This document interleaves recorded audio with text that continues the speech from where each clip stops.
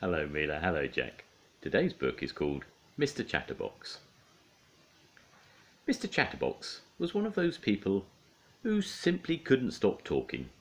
He used to talk to anybody and everybody about anything and everything, going on and on and on.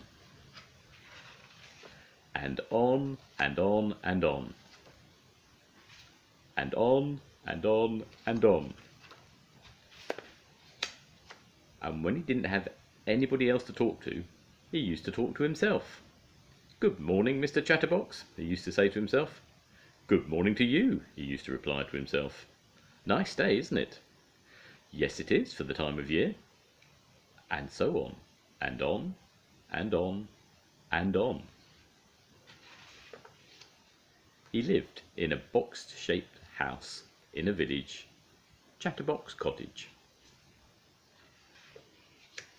One morning, the postman arrived with a letter for him.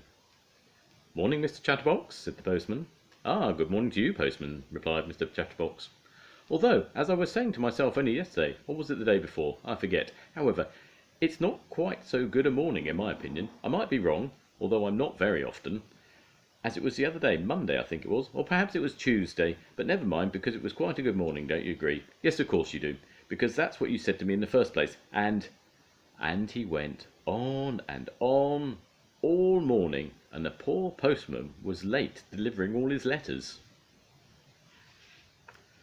That afternoon Mr Chatterbox went to the hat shop in the village.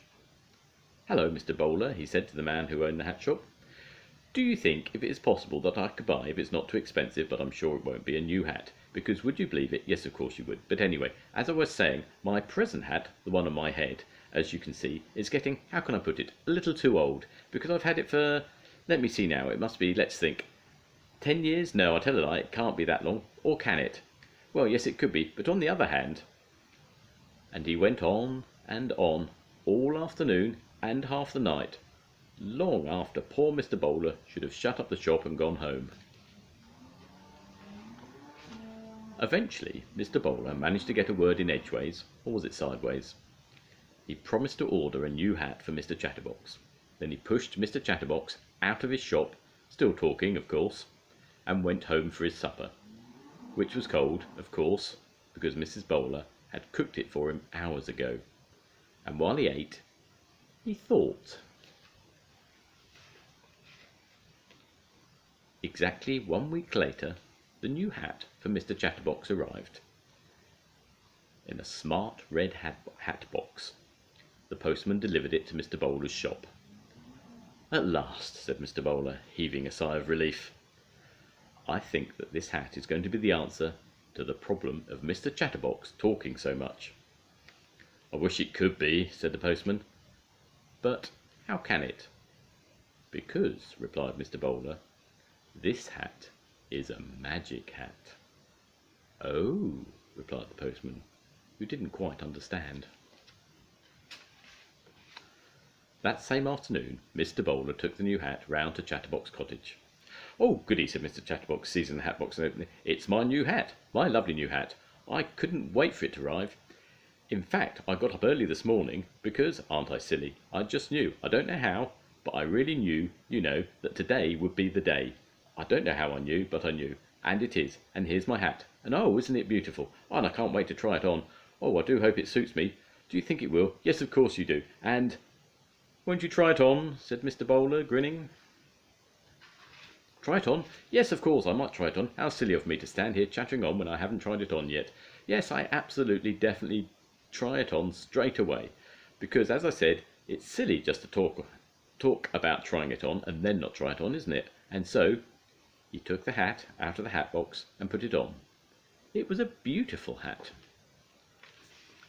"I say," he said, "I must say, yes, I really must, that this hat is, yes, it really is, to say the least, one of the better hats that I have ever seen in my life. And in my life, I must say, I have seen some hats, and furthermore..." But while he was talking, a funny thing was happening. The more words that came out of Mr Chatterbox's mouth, the larger his hat became. The more Mr Chatterbox talked, the more the hat grew and grew. Mr. Chatterbox kept on talking, and the hat kept on growing. "I can't see anything," he said. "One minute I was standing here looking at my new hat in the mirror, and now all of a sudden, without any warning, taking me all unawares, just like that." The hat grew down to his feet, and Mr. Chatterbox stopped talking.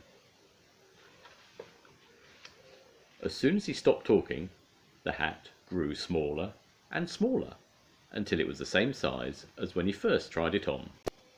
Mr. Boulder had gone when Mr. Chatterbox couldn't see him, and now he was walking back to his shop.